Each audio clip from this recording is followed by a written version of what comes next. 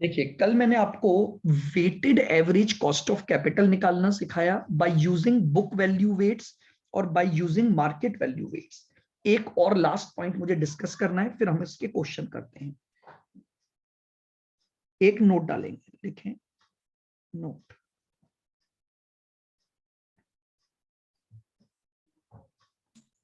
लिखें market value of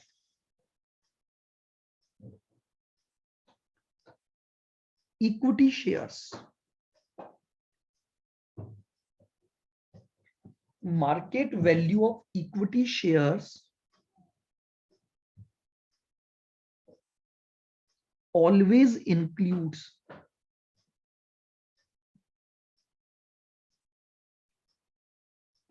market value of equity shares always includes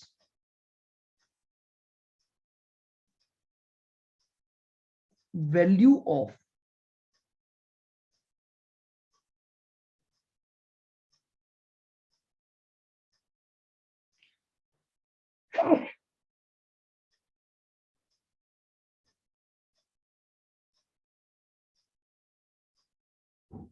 retained earnings। ध्यान से समझना, अगर आपके पास इक्विटी शेयर्स की मार्केट वैल्यू है तो उसमें हमेशा रिटेन्ड अर्निंग्स भी इंक्लूड होता है। तो प्रॉब्लम ये आती है कि अब इसको स्प्लिट कैसे करें। तो लिखें to split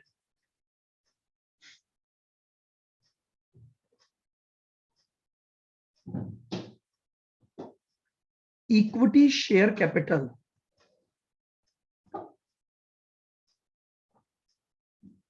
and retained earnings,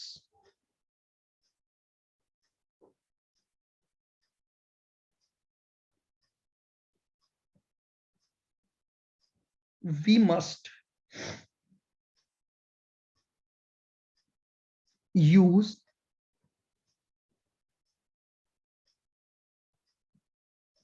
book value ratio. देखिएगा क्या लाइन मैंने ये लिखी, मैं इसको आपको समझाता हूं। देखिए, मान लीजिए आपको दिया हुआ है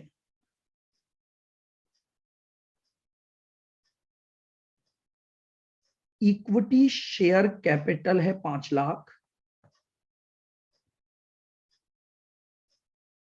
और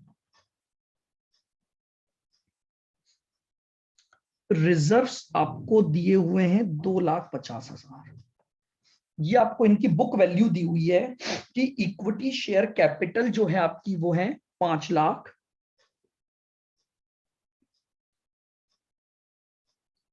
₹10 ईच का शेयर है। अब आपको नीचे दे रखा है मार्केट प्राइस पर शेयर जो है आपकी वो ₹15 है।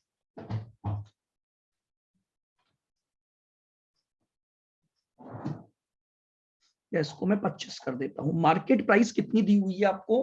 25। तो अब मुझे बताओ मार्केट वैल्यू ऑफ इक्विटी कितना हो गया। तो इक्विटी की मार्केट वैल्यू कैसे निकालोगे? आपके 50,000 शेयर्स हैं, इनटू एक शेयर की प्राइस 25 रुपए है। तो बताइए मार्केट वैल्यू ऑफ इक्विटी कितना हो गया?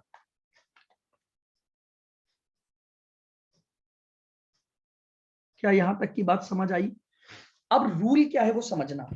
जब भी मैं इक्विटी की मार्केट वैल्यू निकालता हूं तो अब इसमें कैपिटल तो है ही है, साथ में इसमें रिजर्व्स भी इनबिल्ट होते हैं, क्योंकि आपको रिजर्व्स की मार्केट वैल्यू कभी भी सेपरेटली नहीं पता होती है।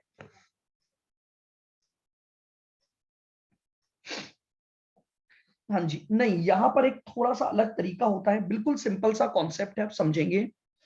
अगर मार्केट वैल्यू ऑफ इक्विटी आपको पता है तो आपको इसके 2 हिस्से करने हैं।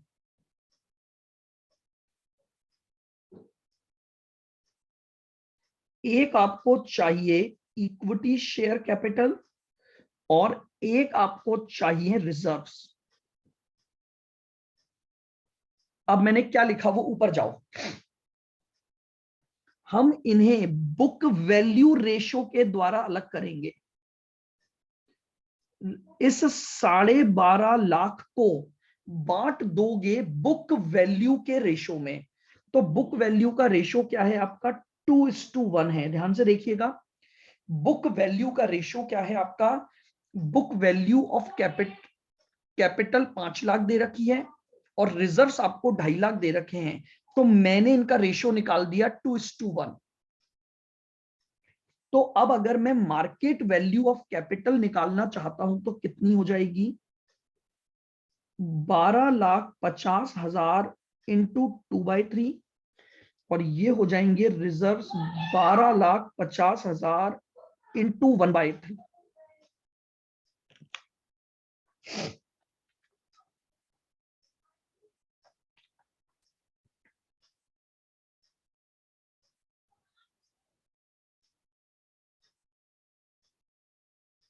ये 8,33,000, 1250 डिवाइडेड बाय 3,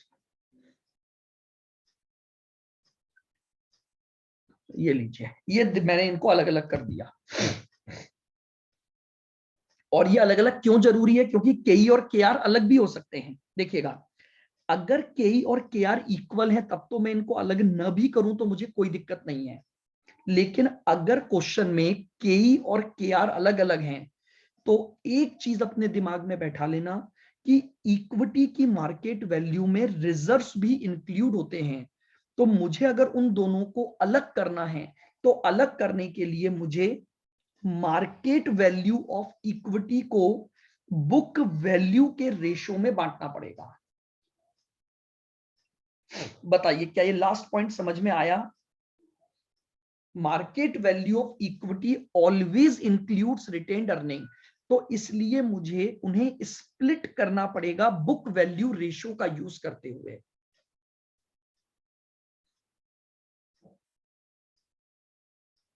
आइएगा जब क्वेश्चन करते हैं जिसमें हम इसको निकालना भी सीख लेंगे अपने आप। तो आइए स्टडी मटेरियल का इलस्ट्रेशन नंबर हमारे पास है 16, देखिएगा।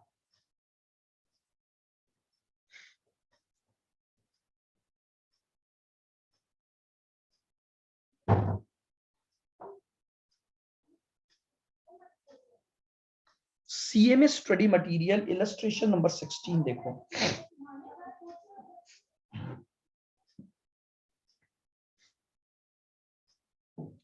देखो ये क्या बोल रहा है,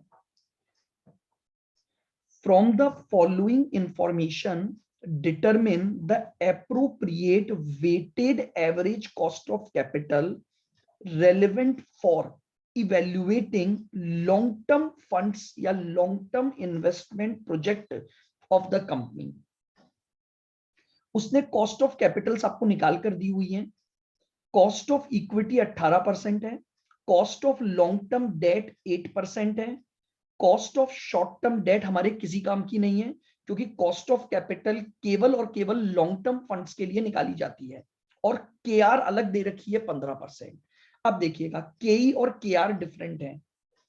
अब आपको बुक वैल्यू दी हुई है चारों की और मार्केट वैल्यू में रिजर्व्स आपके गिवन नहीं है। तो आइए सबसे पहले अपन ए पार्ट, WACC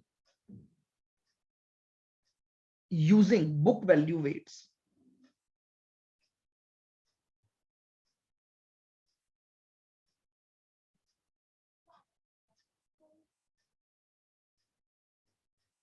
सबसे पहले हम बुक वैल्यू वेट्स का यूज करेंगे और WACC निकालेंगे। तो आइए sources, amount, weights, cost of capital और WACC, ये हमारा फॉर्मेट हो गया।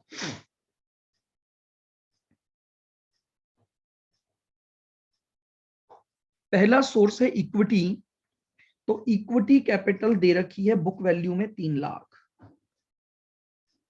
फिर है रिजर्व्स,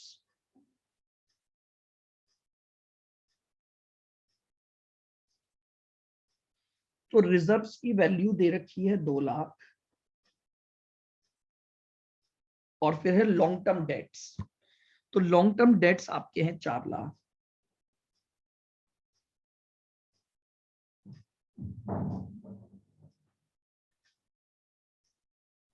लीजिए टोटल फंड आ गया 9 लाख।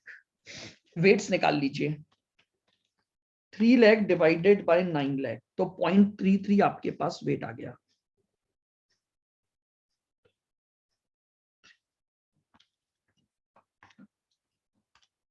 दो लाख डिवाइडेड बाय 9 लाख, तो 0.222 आ गया। तो 4 लाख डिवाइड बाय 9 लाख,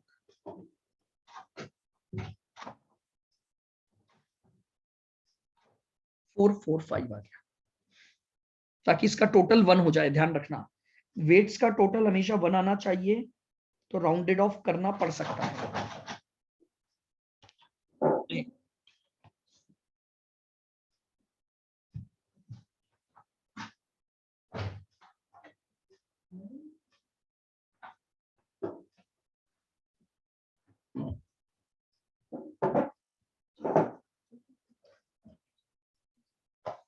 आइएगा, कॉस्ट ऑफ कैपिटल बताइए कितनी दे रखी है आपको।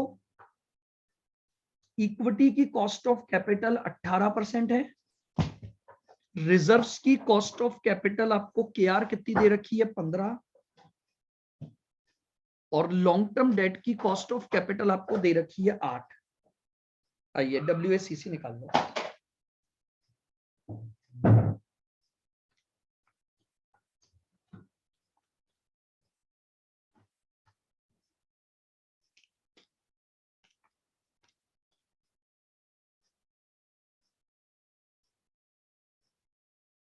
थ्री पॉइंट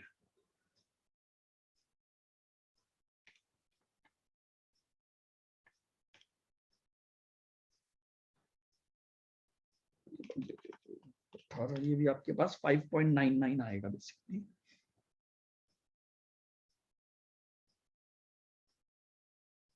निकाल लीजिए कितना आ गया टोटल अप्रोक्सीमेशन में।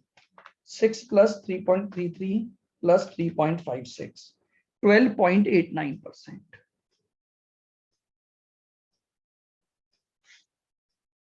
बोलिए आइए पॉइंट समझ में ये वाला। बुक वैल्यू ले लिए, उससे हमने वेट्स निकाल लिए, कॉस्ट ऑफ कैपिटल से मल्टीप्लाई किया तो हमारे पास WACC आ गया। बना लीजिए यहां पर।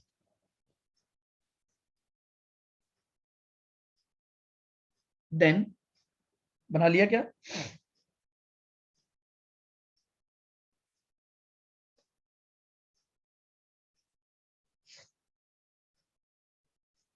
अब हम मार्केट वैल्यू वेट्स लेकर WACC निकालेंगे, तो हेडिंग डाल लो WACC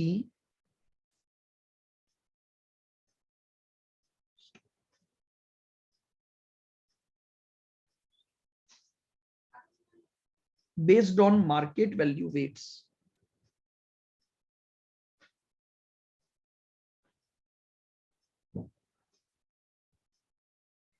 WACC based on market value weights आ जाइए। Source, amount, weights, cost of capital और WACC।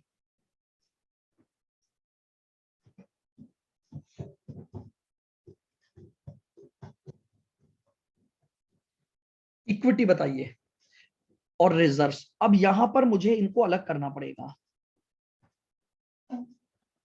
और लॉन्ग टर्म डेट्स। ध्यान से देखिएगा, आपको ये दिया हुआ है कि मार्केट वैल्यू ऑफ इक्विटी है 7.5 लाख।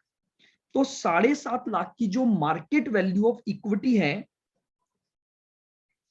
उसे हम किस में बांट देंगे? बुक वैल्यू के रेशो में बांट देंगे। लीजिए बुक वैल्यू का रेशो क्या है बताइए।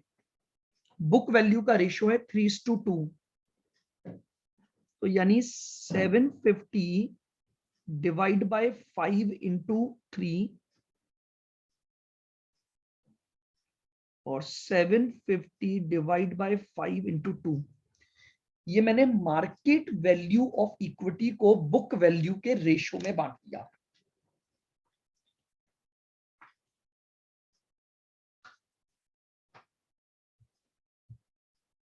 $450 और 3 लाख, और लॉन्ग टर्म डेट की मार्केट वैल्यू आपको दे रखी है 375। टोटल लगा लो 750 प्लस 11,25,000।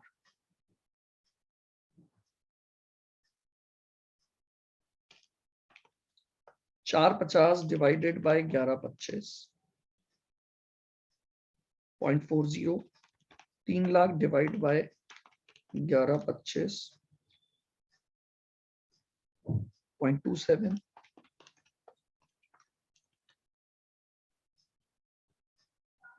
ये लीजिए, ये आपका वेट्स हो गए।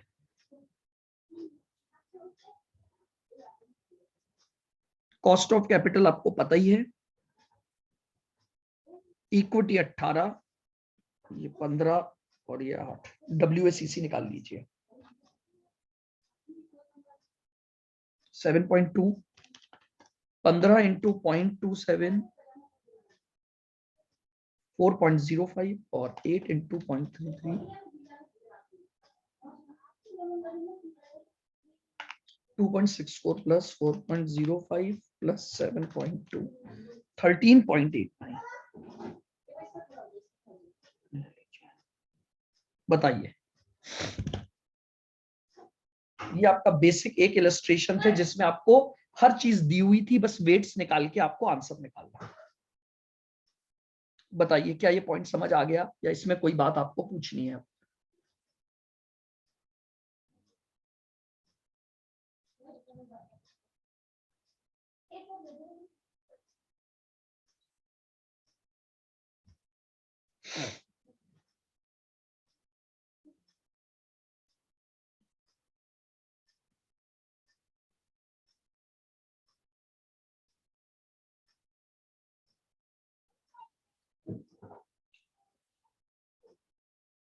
बोलो कृष्णा आर्ची, समझ आ गया क्वेश्चन?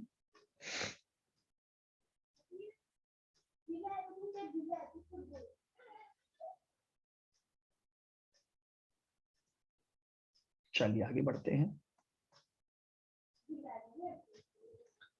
और देखिएगा एक और बिल्कुल बेसिक क्वेश्चन, इलस्ट्रेशन नंबर 17।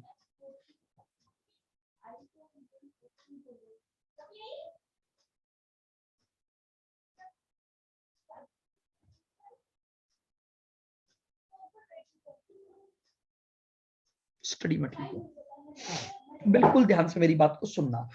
देखो इसने क्या दिया हुआ है आपको,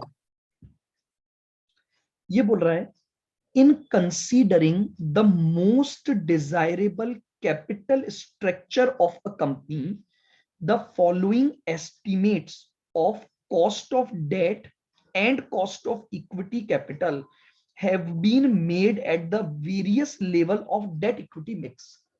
आपको डेट इक्विटी के मिक्स दिए हुए हैं और हर मिक्स के रेस्पेक्ट में उनकी कॉस्ट ऑफ कैपिटल दी हुई है। आपको मोस्ट डिजायरेबल कैपिटल स्ट्रक्चर बताना है।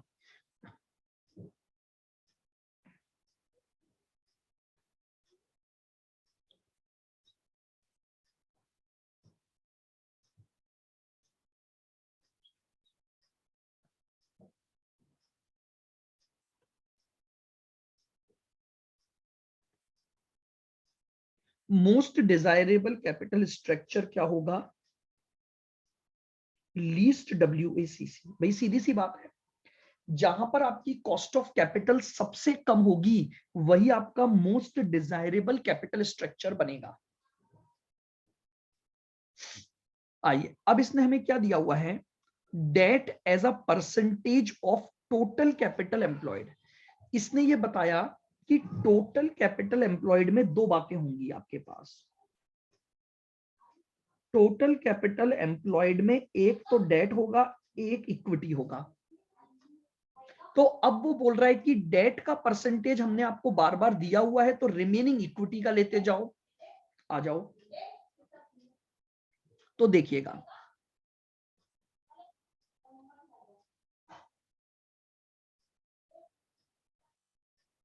सिचुएशन वन, सिचुएशन वन में डेट और इक्विटी वेट्स, अगर डेट का वेट 0 है तो इसका मतलब सारा का सारा पैसा इक्विटी से लिया गया होगा, तो वेट का टोटल तो 1 ही होता है। तो अगर डेट का वेट 0 है तो इक्विटी का वेट 1 हो गया। सीओसी, डेट की सीओसी 5, इक्विटी की 12, WACC आ गया 0 और 12, टोटल आंसर आ गया। ये लीजिए, ये मेरी पहली सिचुएशन थी। बताइए, क्लियर है?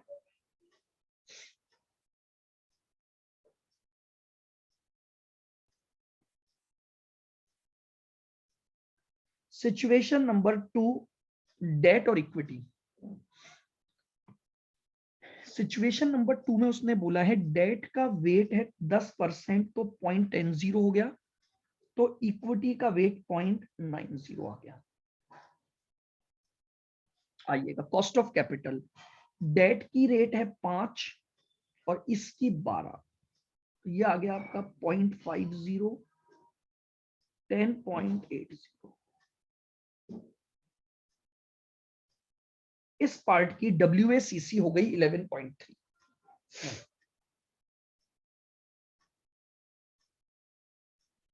आ रही है समझ में? सिचुएशन नंबर 3 आइए, डेट का प्रोपोर्शन इक्विटी का। अगर डेट 0.2 है तो इक्विटी 0.80 है, ये लीजिए।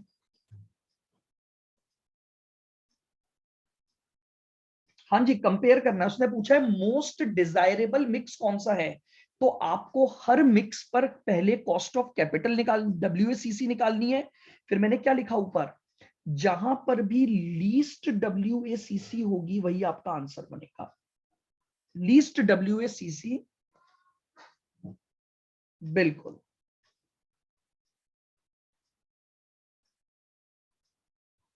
आइए, 5 और 12.5 है,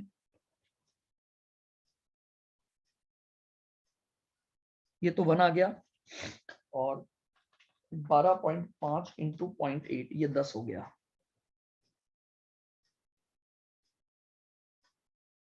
आंसर आ गया 11%।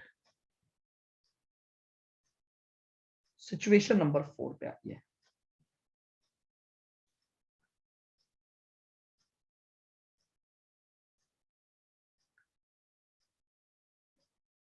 डेट और इक्विटी। सिचुएशन नंबर 4 में डेट है आपका 0.30, तो इक्विटी हो गई 0.70।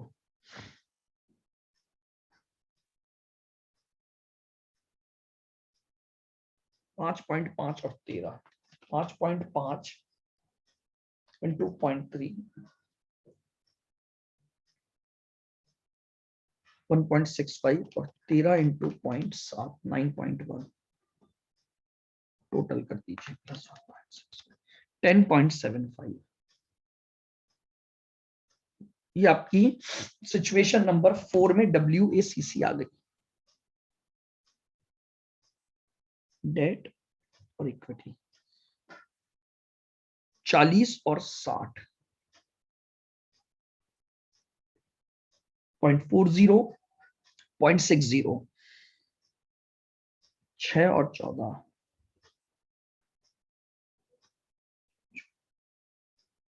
2.40 और 8.40, 10.80। लीजिए, 5th पॉइंट आ गया 10.80।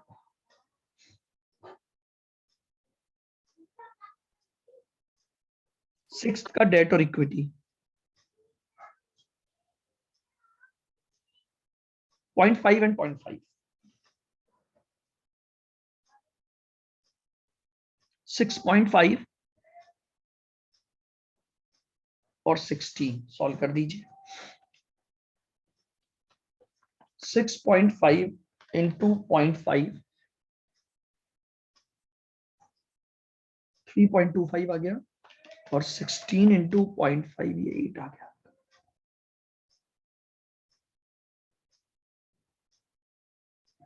11.25 आ जाएगा। और लास्ट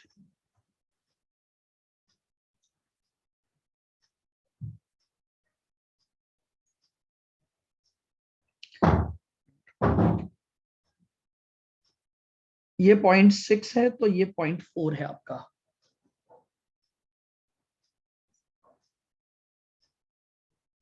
सेवन की रेट है और यहाँ 20 की रेट है आपकी। तो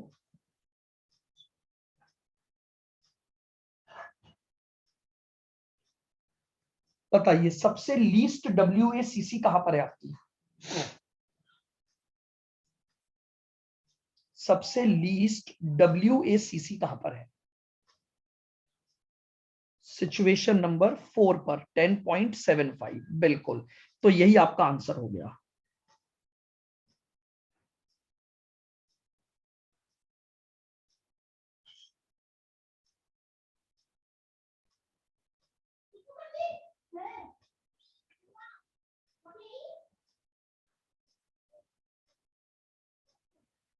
बेस्ट कैपिटल स्ट्रक्चर ये हो गया आपका, यानी आपका 30% तो डेट होना चाहिए और 70% आपका क्या होना चाहिए? इक्विटी होना चाहिए।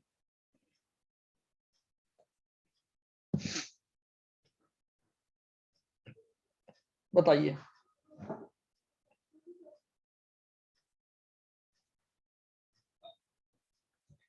ये तो वो क्वेश्चन थे दोनों आपके जिसमें आपको वेट्स यानी कॉस्ट ऑफ कैपिटल दी हुई थी बस। अब अगले क्वेश्चन इसी पैटर्न के बनते हैं लास्ट की आपके पास। आपको पहले सबकी स्पेसिफिक कॉस्ट ऑफ कैपिटल निकालनी पड़ेगी और फिर उसके बाद आपको WACC निकालनी पड़ेगी। नहीं, वो यहां नहीं आएगा, यहां पर सिंपली कॉस्ट ऑफ कैपिटल चाहिए मुझे बस।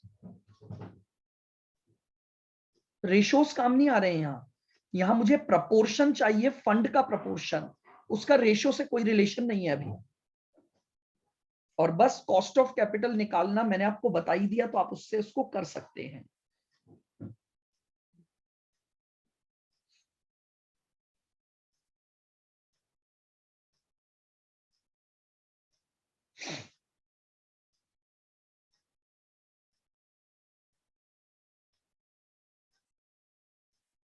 बोलिए, क्लियर है बिल्कुल?